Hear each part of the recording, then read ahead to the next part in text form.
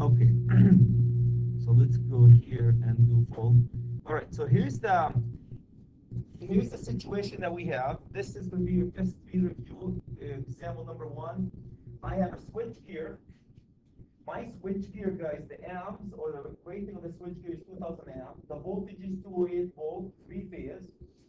And the original power factor, because they designed the system, screwed it up and have a 70% power factor.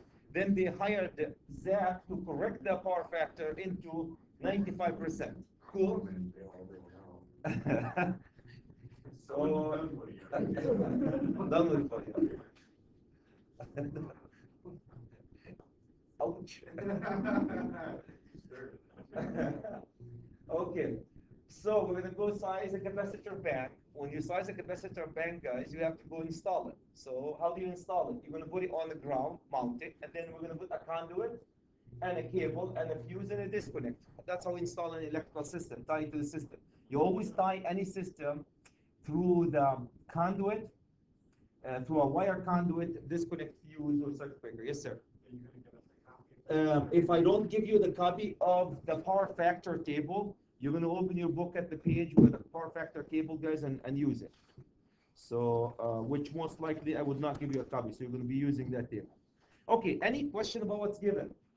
Any question about what's given? So the first thing I need to do, guys, is first size the capacitor, second size the conductor, third the overconduction device fuse, and fourth the disconnect. That's a piece of cake. We have done that. You guys did homework for me about that too. So nothing new. Let me know when everybody's good with that. Cool. So that's the first question that we have here. Make sure you have your book open at page 193. This book, guys, because that's where we get the size of the capacitors. All right. Can I move to the next slide? No, you're gonna go there to the book and get them from there. I'll do that in the final, but on these tests, make sure they're there and you go get them. Okay. Okay, cap size. The first step, guys, when we size the capacitor, if you guys remember, when we size our caps, let me see if we synchronize. I don't know if we adjusted ourselves here. Oh, there we go.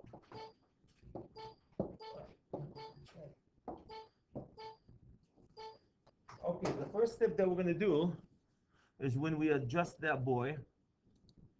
There you go. As you have to find the true power. We talked about the apparent power, true power, reactive power.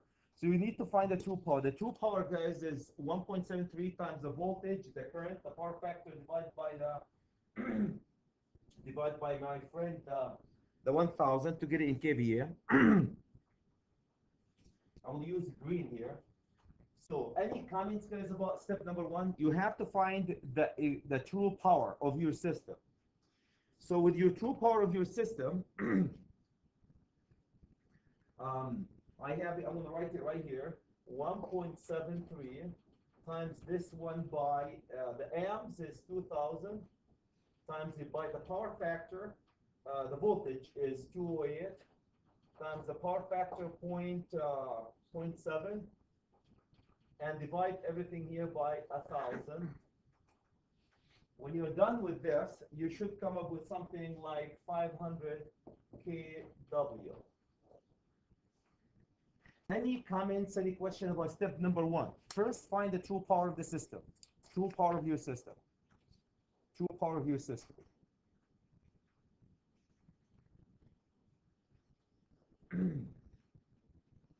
Any question about step one, guys? Cool? Yes? Yeah. Huh? Rounding that off a little bit. Okay, step number two, guys. You have to go to 70% power factor. We have a 70% power factor. If you take it to electrical wiring industrial under page 193, you need to move it up to, we need to go from 70% to 95, finding the multiplier. If you guys go there, your multiplier M from the table, which you should know how to use, 0.691. That's my multiplier. Everybody should know how to use this table, right? Everybody knows how to use this table? If you guys have not been here. The multiplier, is going to be 0.691. So if you guys go from 70 to go up to 95, your multiplier to find the power factor, 70 should be on the x-axis, the rows, and the columns will be where you get your 95. Your multiplier should be 0.691. Any question, guys, how we came up with this number? Any question how we came up with this number? And I'm going fast through that one because we have done it before.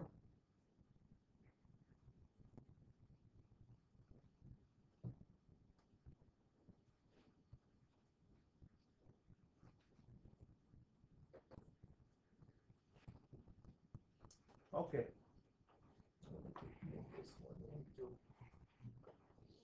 And also, guys, yeah, this is also DeWalt. DeWalt can hit you. I should keep that one. DeWalt is 1-12. 1-12 give you a semi part of this table, not the whole table. I don't know how many of you guys have been there. It gives you a little bit of this table. The most important one, actually. DeWalt focus on the most important one. Any comments about step number 2? Step number 2.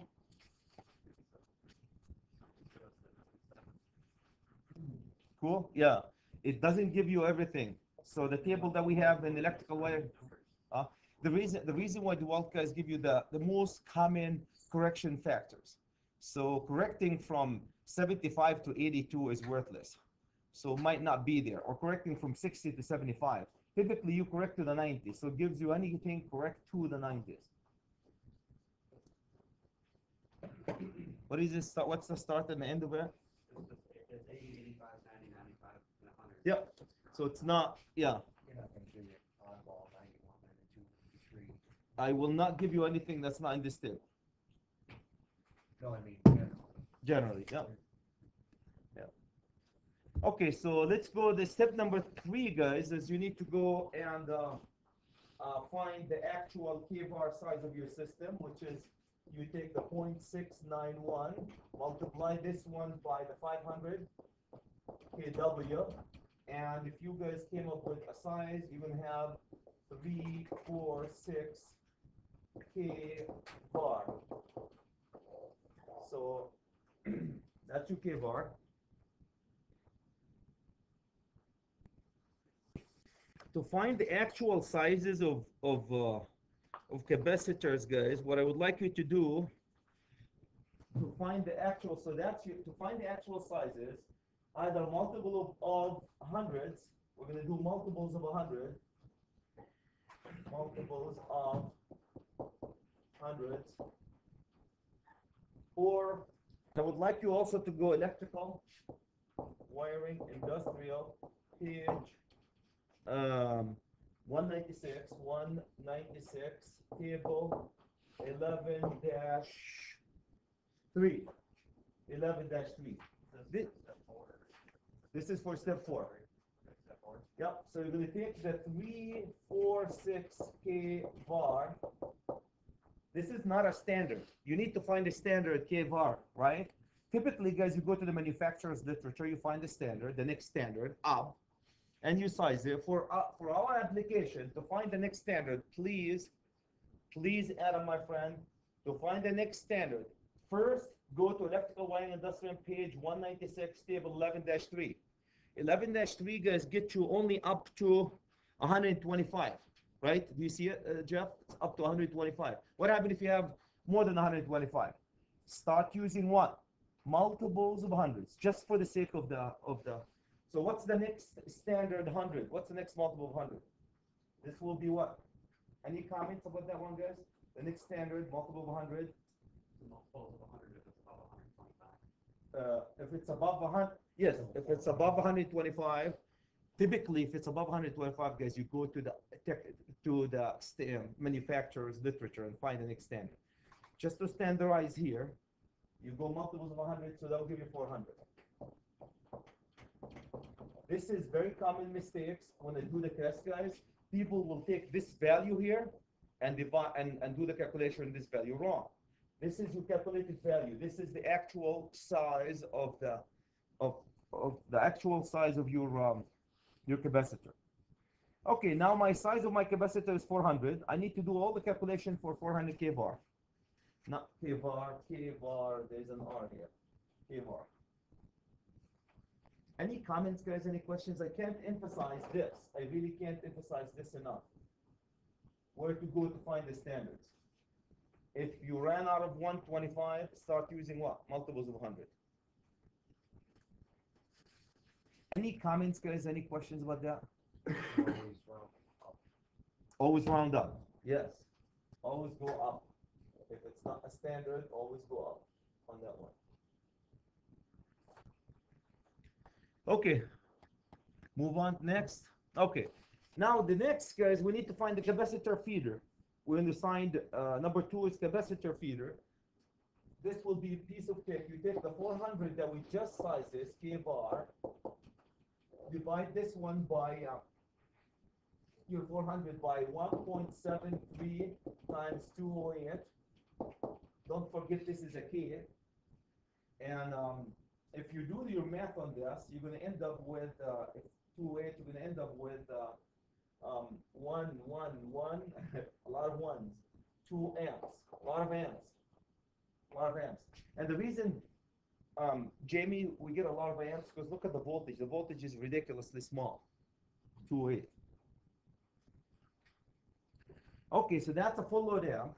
The next thing you need to do is find the actual size of the feeder. So 1.35, this is multiplier from the code, multiplied by 1, 2, and that will get you 1501 amp. Cool. And if you're wondering where did this come from, this number, do you guys remember how we got this one from 46.8A and the sequence book? So you got your 1501, then you take your 1501, divide them. I'm going to do 5. I'm going to parallel. I'm going to parallel 5 sets, and this will give me 300 amp approximation. Take this one to table 310.15 B16 under 75-degree column Celsius. And if you guys go there, you're going to have the following. You're going to have 5 sets of 3 conductors.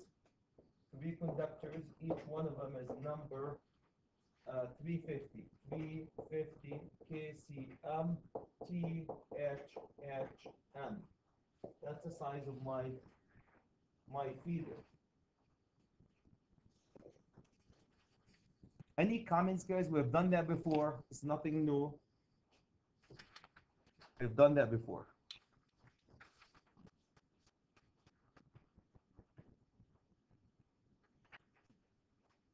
Any comments about this? No? Cool. Okay, so let's go. The next size is capacitor overcome protection device. Number 3, capacitor overcome protection device, guys. I personally use 1.35. Multiply this one by 1112. Get you the same number, 1501 amp. And you take the 1501 amp, take this one to 2440.6, and that will give you 1200 amp, and go down if it's not a standard. If it's not a standard, you're going to go down. Not standard, you're going to go down. This one is actually interpretation. This one is 460 dot 460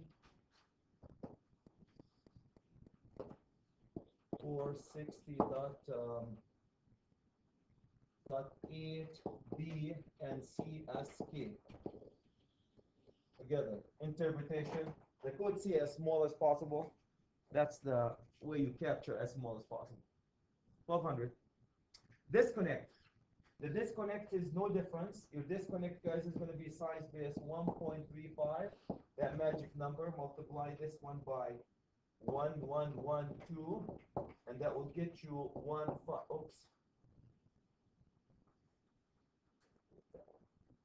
so that will get you 1501 amp. The next standard disconnect is 1501 amp. If you guys go to DeWalt 3-12, 1600 amp. So I have 1600 amp. This value here is coming from 460.8C. 460.8C. 1600.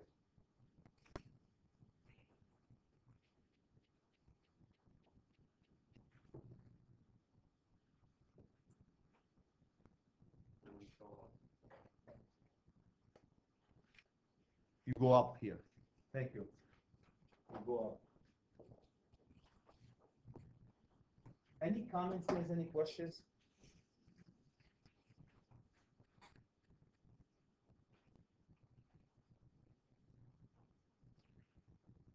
An example like this, guys, typically when you go that high, you highly unlikely you're going to go to 1200 amp. What they do is they have a 1600 amp circuit breaker and they adjust it down to 1501. But we're doing it non-adjustable. In a real life, if you are that high, you go to an adjustable circuit breaker. So see that jump from 1501 to 1200 is a big jump. If you go anything higher than, guys, anything higher than typically 1000 amp, this is an adjustable circuit breaker. So you really can, we start with 1600 and we adjust it to 1500. And our conductors are sized already for 1500, so we're good to go. Okay, so that's any question, guys? Any comments about that? So that's question number 1.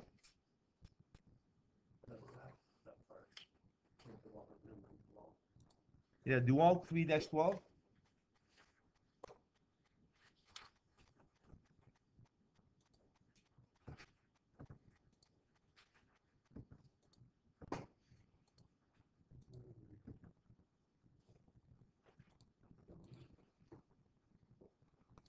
Okay, here's the next example.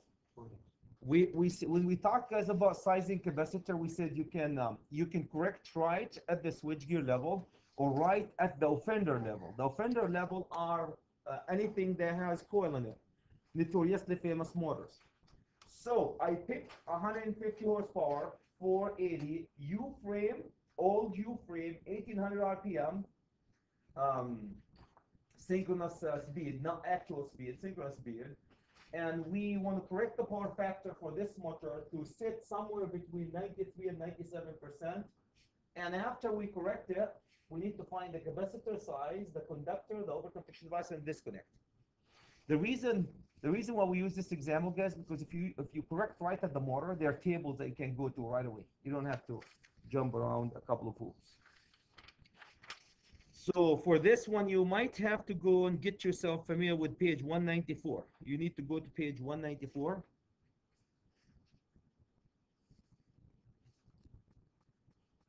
Any question, guys, about this before I move on? So we need to correct the capacitor for this motor.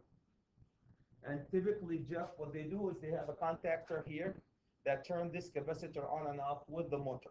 So if the motor is running, the capacitor will be on. If the motor is not running, the capacitor will be off. What happens if the motor is running and the capacitor is on? Overcorrecting. Bad news. Okay, let me know when you guys are good.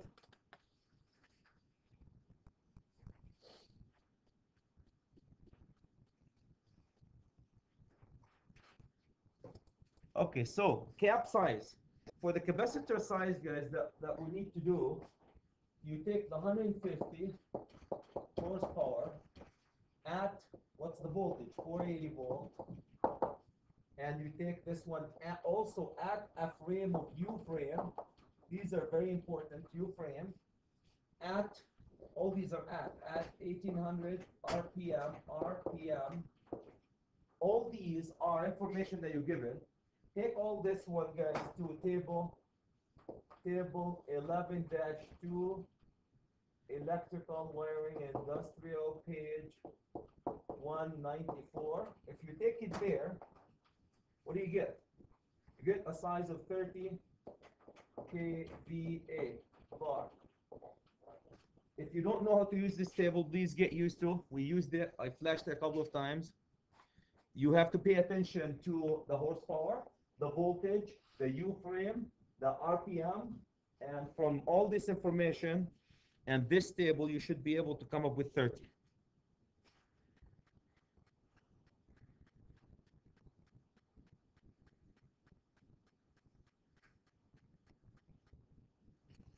Any comments, guys? Any questions about that? So the size is 30 kVA. Okay? The difference between 208 and 480 is just going to be 33% larger.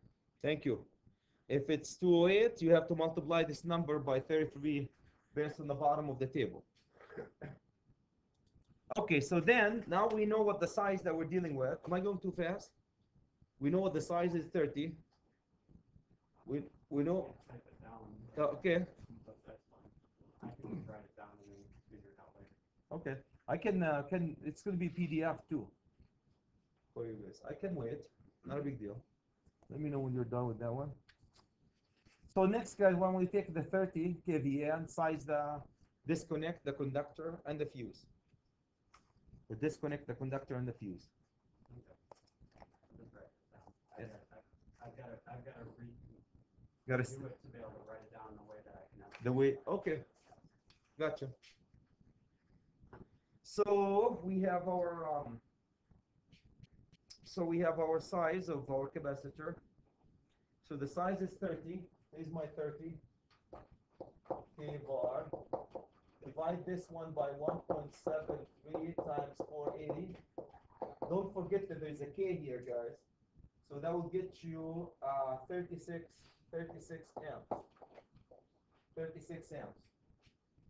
Then you take 1.35 and multiply this baby by 36, and we know why.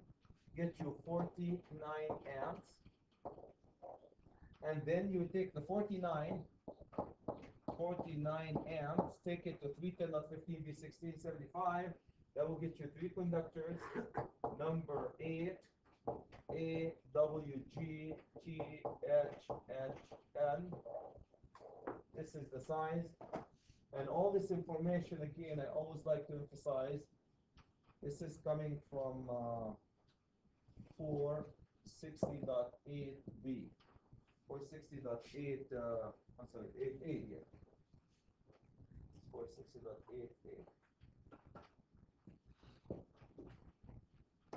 So we size the conductors, number 8.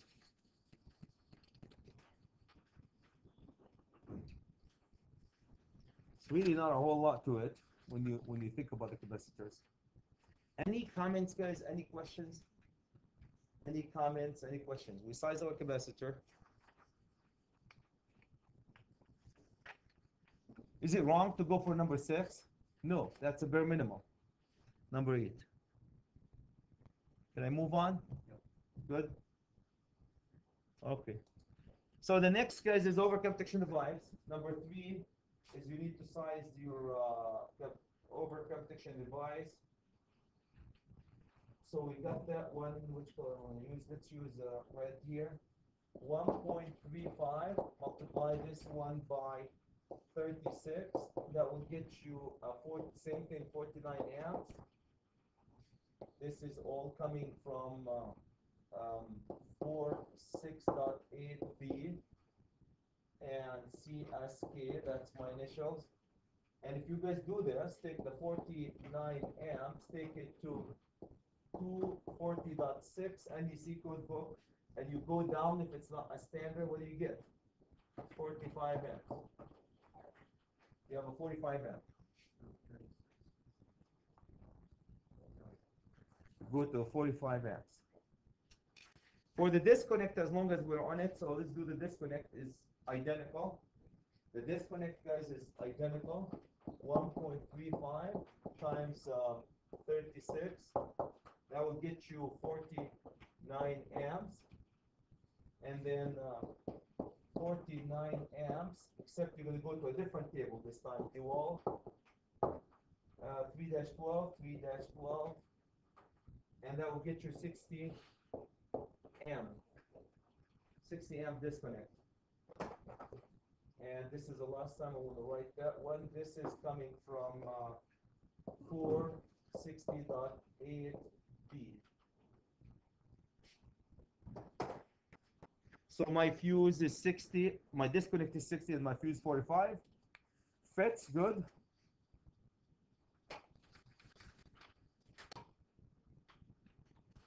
Any comments, guys? Any questions?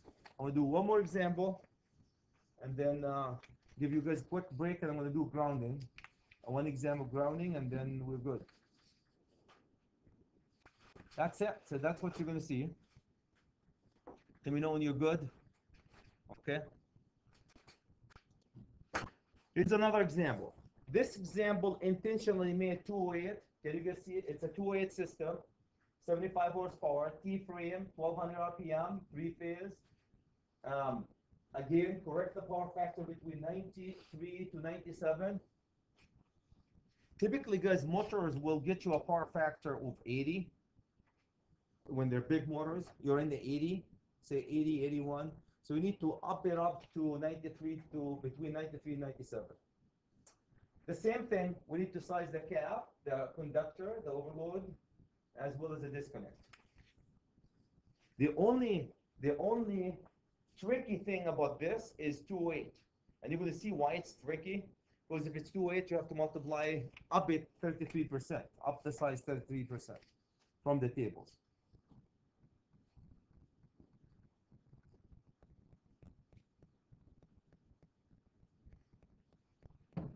Any comments, guys? Any questions? Anybody has any comments? Any questions?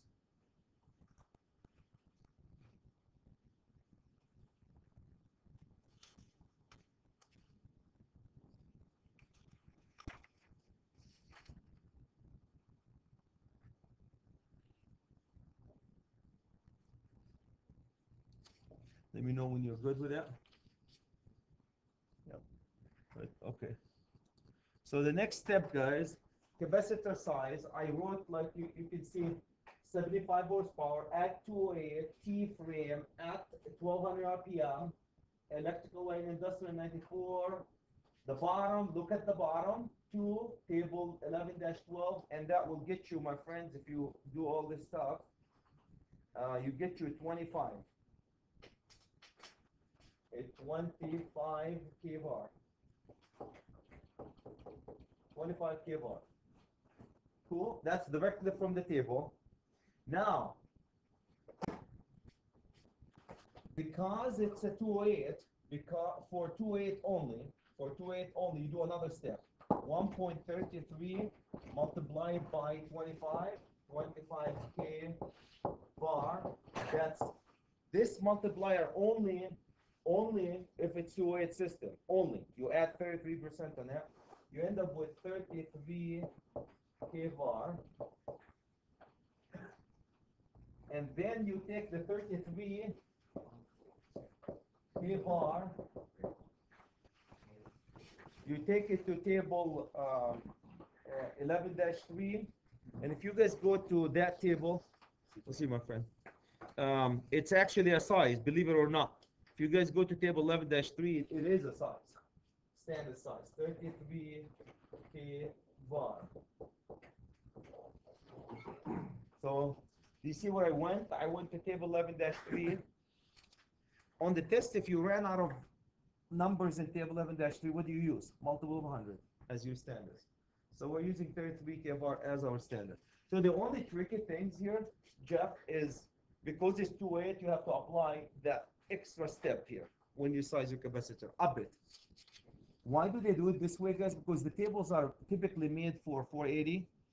So they have one table that can serve 2 voltages. Isn't that nice? Instead of having 2 tables, one for 208.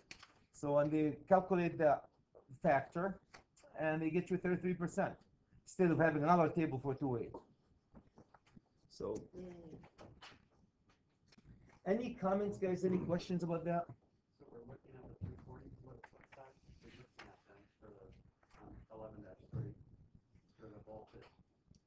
11-3, you're really not looking at anything for 11-3. You're just finding the actual size from the first column.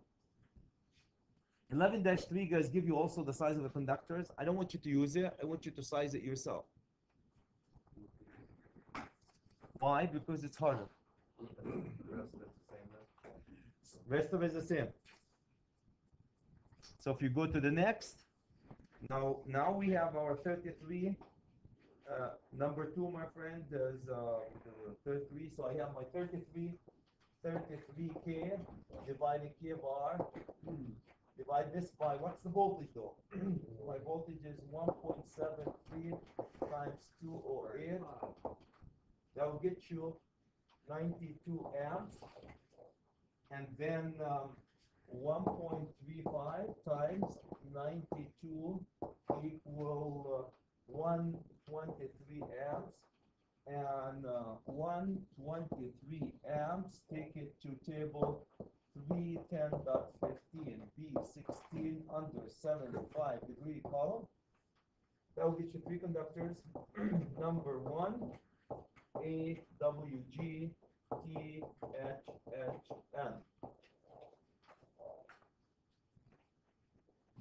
See how hard that is? Not biggie. Basically, we got 3 columns all doing the same. Huh? We got 3 questions doing all the same thing. Absolutely. The sizing is the same way. There's a tricky where to go. Are you complaining about that one, Aaron? Do you want to make it harder? No, I was just saying it's going to be a lot easier than the last step. It's really straightforward. The grounding is, you have to pay attention when I do the grounding with that. Okay, shall we go to sizing the overconduction device and disconnect? Same step. No gimmicks. You guys are good with that? Let me see.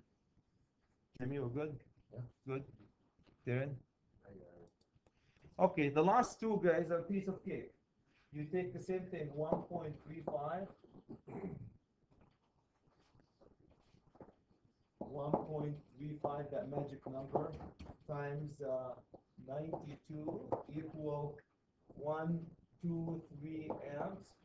Then you take 123 amps, take it to 240.6, and now get to 110 amp because you go down. That's my size. The disconnect simple, 1.35 times it by 92 equal 123 amps. 123 amps. Take this one to DeWalt, page 3-12, 3-12. That will get you 200 amp. 200 amp disconnect. So I have 110 amp fuse in a 200 amp disconnect.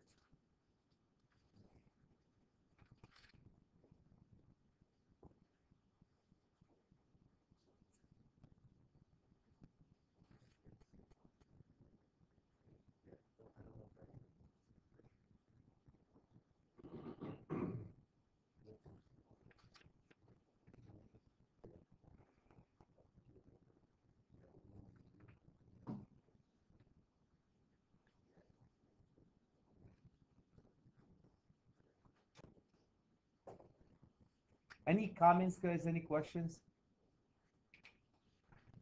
I'm going to give you 5 minutes, and I'm going to flip into one more example about grounding and bonding, and then we'll do the theory.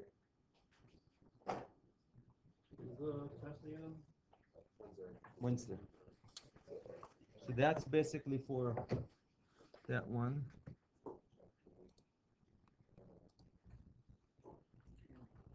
Okay, so let me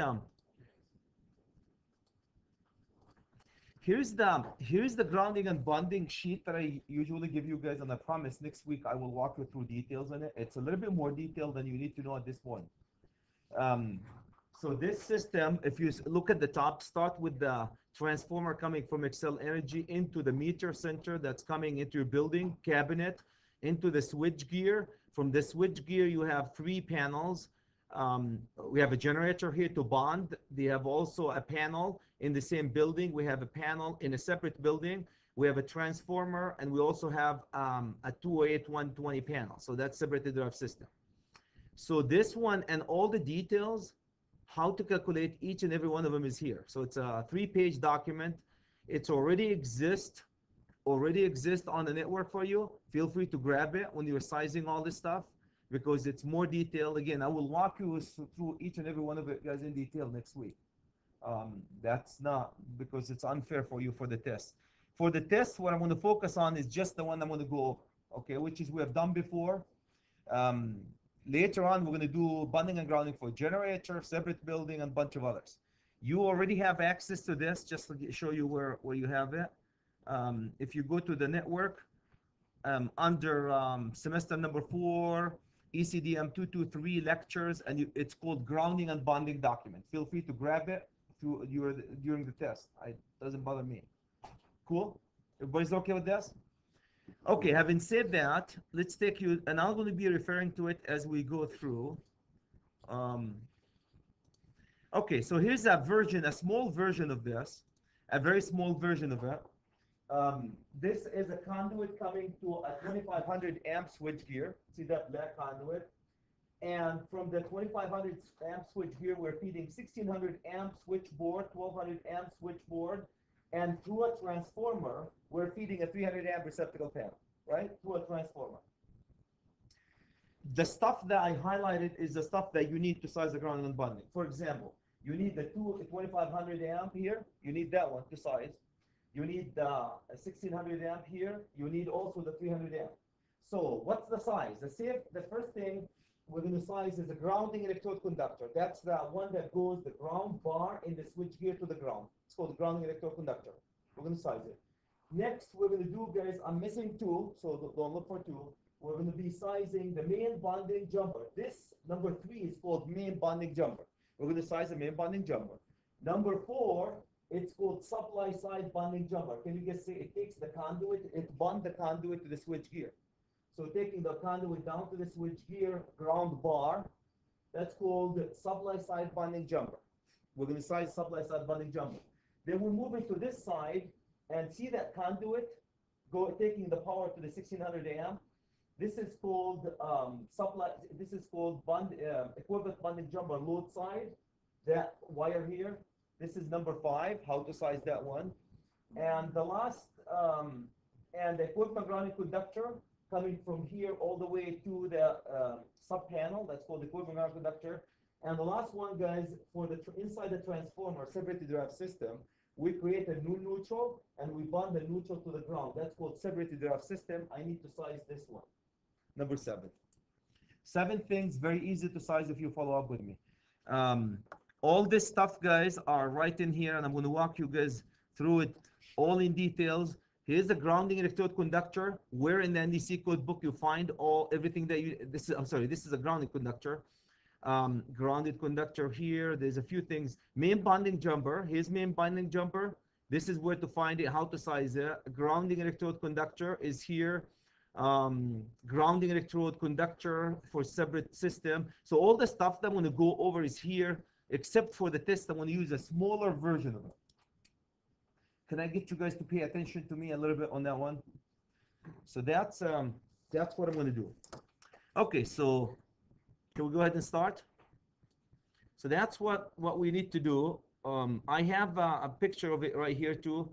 Again, we're going to go over it in details. Okay, let's do the first number 1. Everybody got number 1? Number one is called grounding electrode conductor. Number 1 is grounding electrode conductor, my friends. Let's go directly to number 1, which we sized before. It's not like we didn't size it. Number 1 is grounding electrode conductor. And so to size the grounding electrode conductor, guys, you need to do the following. First, the switch gear is at 2500. I'm going to parallel 5 sets. I need to size the conductors. So I have a 2500 switch gear, 2500 amp. I need to size the conductor that's coming to it. Divide by, actually I divide by 8 here. Don't ask me why 8. 8, divide by 8. I came up with 313 amps. Then you take the 313 amps here and go to 310.15 V16. That will get you 8 sets of 4 conductors. We're using 4 conductors here. It doesn't matter this time. 400 kCl. So these are the feeders coming to the switchgear. Who cares? I need the feeders to size the grounding electrode conductor. I need the feeders to size the grounding electrode conductor. That's why we don't care about derating the neutral. Typically, we derate the neutral, guys, here.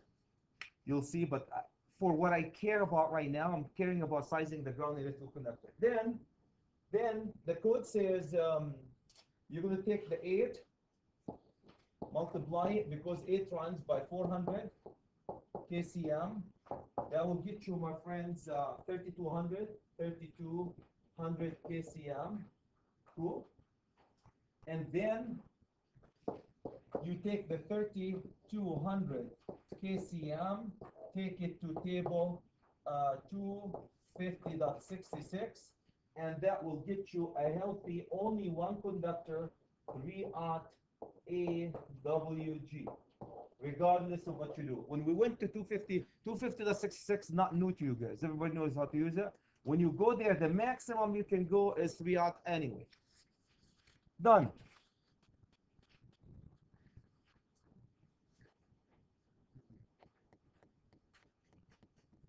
Any comments, guys? Any questions about that? Straightforward. Everybody knows why I size the conductor first, because you size to size the grounding electrode conductor, you need the size of the phase conductors coming to the switchgear.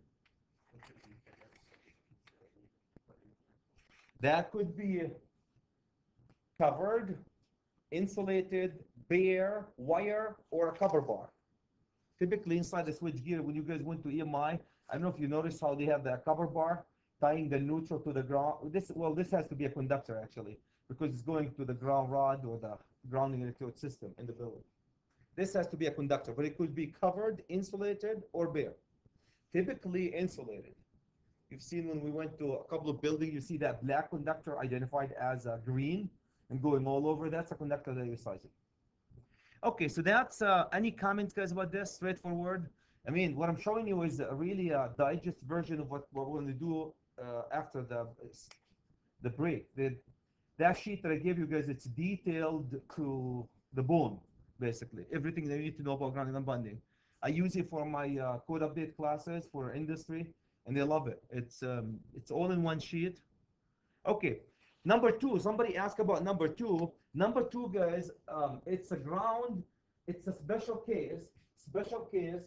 Only going to the rod. If you're going to the rod, a special case, you don't have to go more than number 6. Again, special case. If you're going to a rod, right, from the grounding bar in the switchgear to the ground rod directly, you don't have to go larger than number 6. And this is also from 250.66a.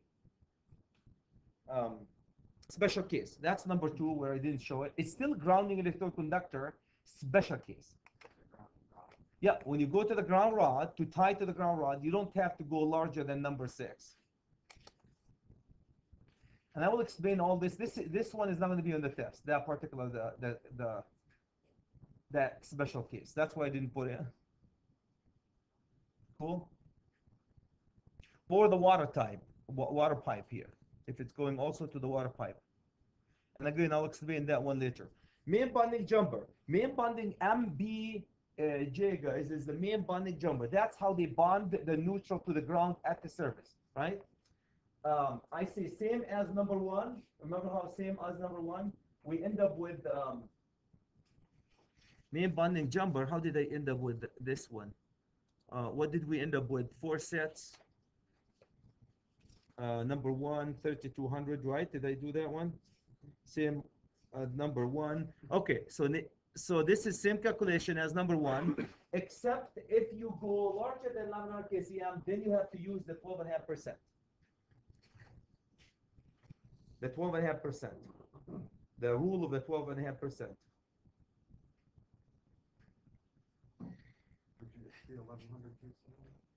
These are 1100 kcm. These are coming from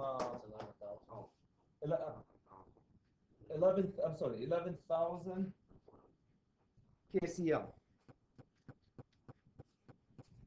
Yep, 11,000 kcm. Where does that number come from? Well, 1 second. Somehow it doesn't sound, there's no 1100. There is an extra zero here. If you go higher than, that's what I thought. 11, sorry for that.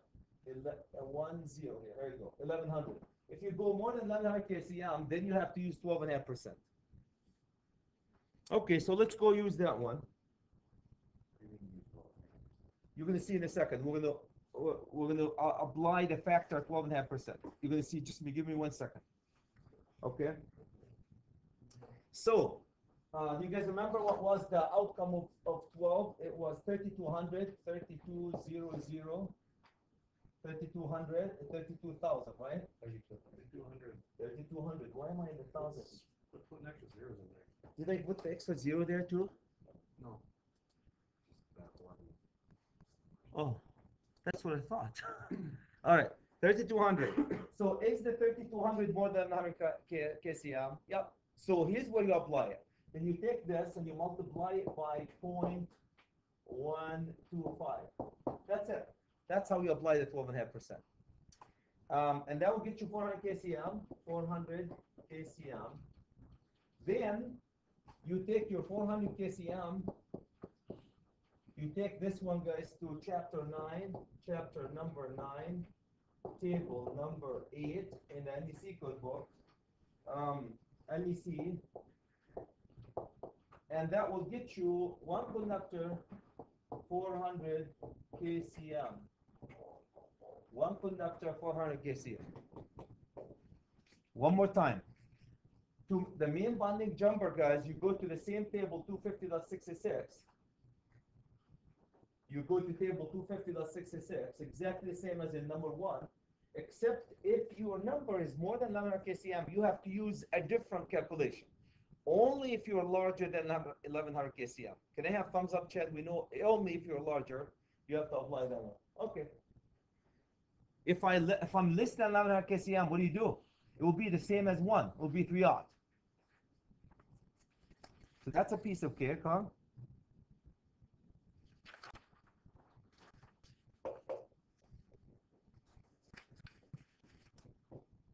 Any question, guys, about this? Main bonding jumper. Now, equipment bonding jumper supply side or supply side equipment bonding jumper, the same as number 3. You don't need to do any calculation. The same as number 3, guys. Same as number 3. Supply side bonding jumper. Supply side bonding jumper.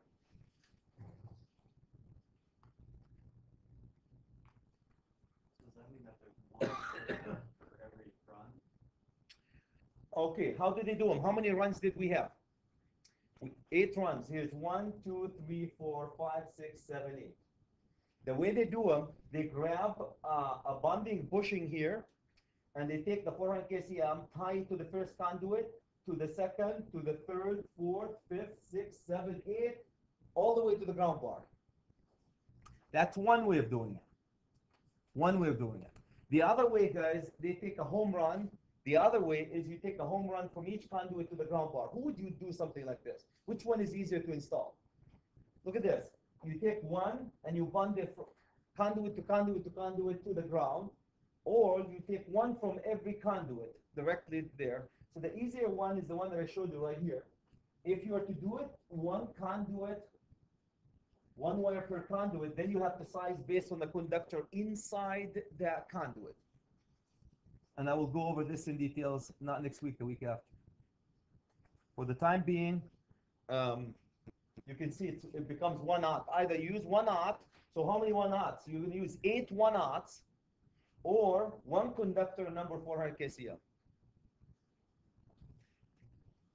You guys, do you know what the supply side bonding jumper inside the switchgear is open? So there's rigid conduits coming in, right? Or say rigid or EMT, and you need to bond these conduits into the switchgear.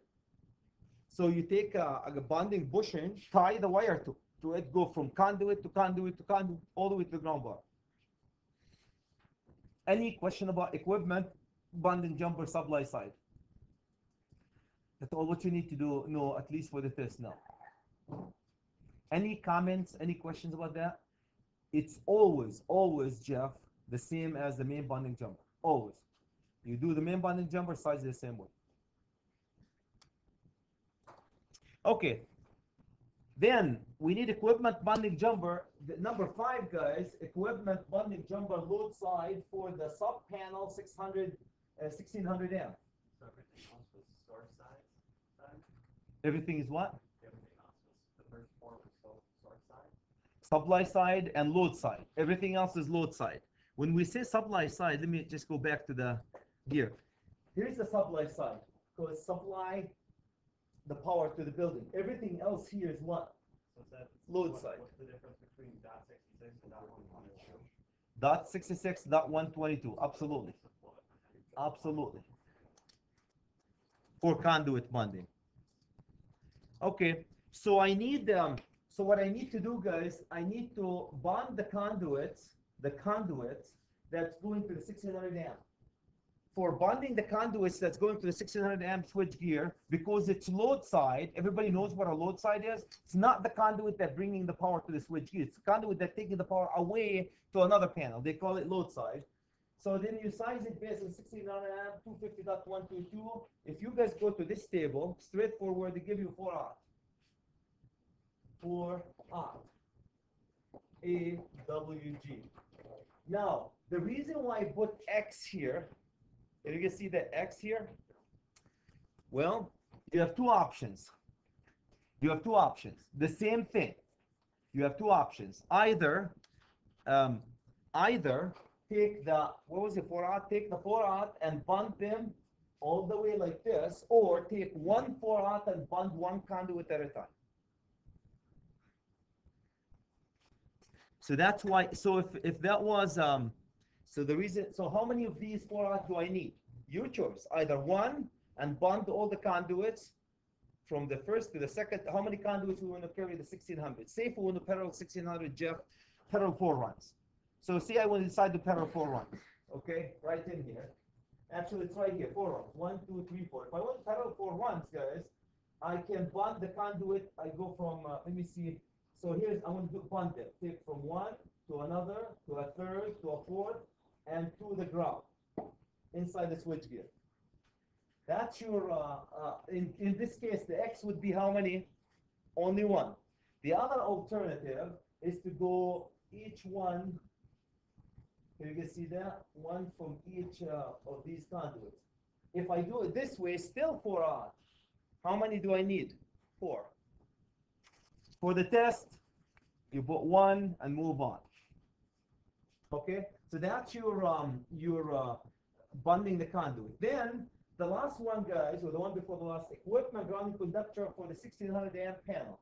Same thing. You take the 1600 amp panel, 250.122, and that will get you, in my case here, 4 aught, the same number, 4 aught, AWG, and then I put X again. X is how many of these you need to parallel. If I parallel 4, then I have an equipment grounding conductor with each and every conduit that I parallel. With each conduit, I have no choice here. For the equipment grounding conductor, guys, no choice except to pull 1 with every set that you're paralleling. When I do the equipment bonding jumper, I have 2 choices. Either bond the conduit together, take them to the ground bar, or take a ground wire to each and every one of these conduits. Everybody knows why the 4 here, so there will be 4, 4/0. Each one conductor in each conduit. Always that way. The number 6 is always that way. No option for number 6. Number 5, you have 2 options. Either daisy chain them, one to the other, all the way to the ground, or home runs. From each conduit goes to the ground bar. And again, guys, this is just for the test, very quick. I will go over the grounding and bonding in details with you after the holidays, most likely, because it's we go to grounding and bonding at the generator, grounding and bonding in a separate building, with that sheet, basically. We use this sheet as our guide. Any comments, guys? Any questions? The last thing we need to do is bonding at the separately derived system. SBJ, it's called system bonding jumper. System bonding jumper. I see same calculation as number 3. Same calculation as number 3. But here's the deal. Let me show you where that piece, the system bonding jumper is. Can you guys see that one? Inside the transformer, they take the newly derived neutral and they bond it to the ground bar and they take it to the Mother Earth. That's called separately derived system. We'll spend a lot of time on it again. All what you need to know is how to size it now. I want to remind you we're feeding a 300 amp panel. So the way they size it, you have to find the feeder, and based on the feeder, you size that conductor. The feeder. So let's go do that. So 300 amp panel going out of that. So go here. So for 300 amp, if you go to 310.15p1675, how many conductors you need, my friends? You need, let's just say I have 4 conductors, number 350. 4 conductors, number 350. Cool. That's to feed the 300 amp. Then you take the 350 to table 250.66, and your conductor, in this case, going to be 1 conductor, number 2, AWG.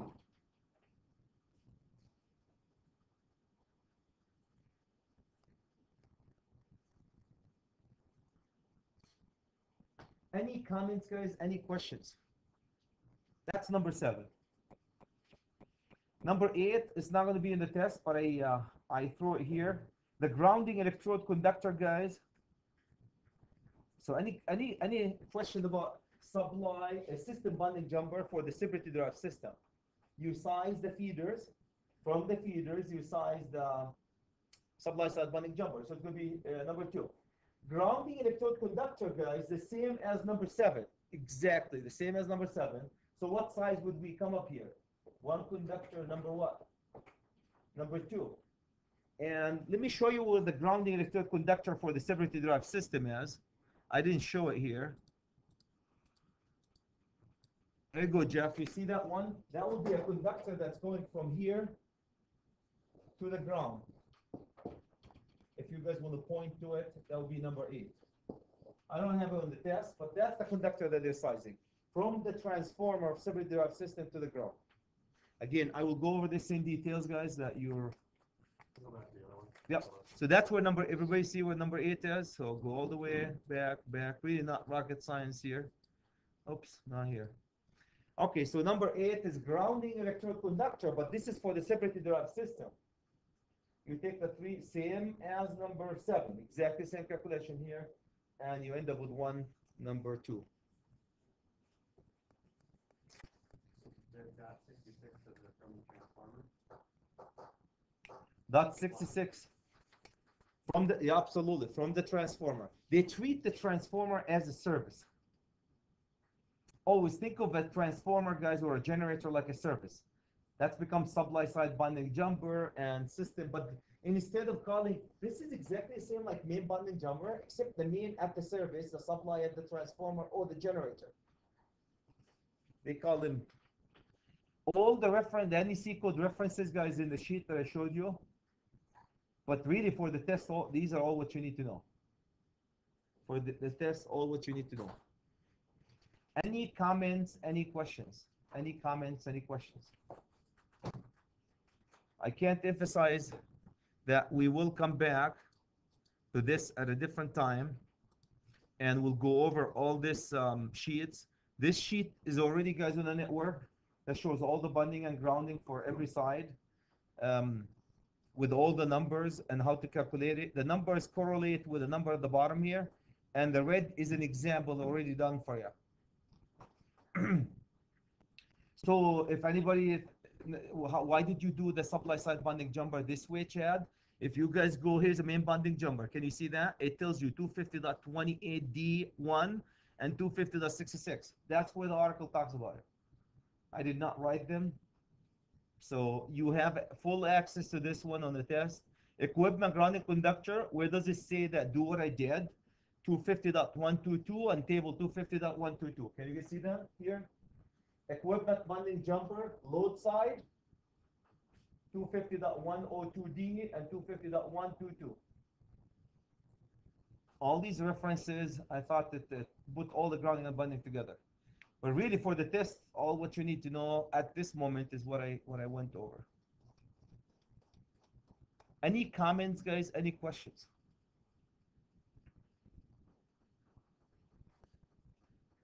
Comments, questions?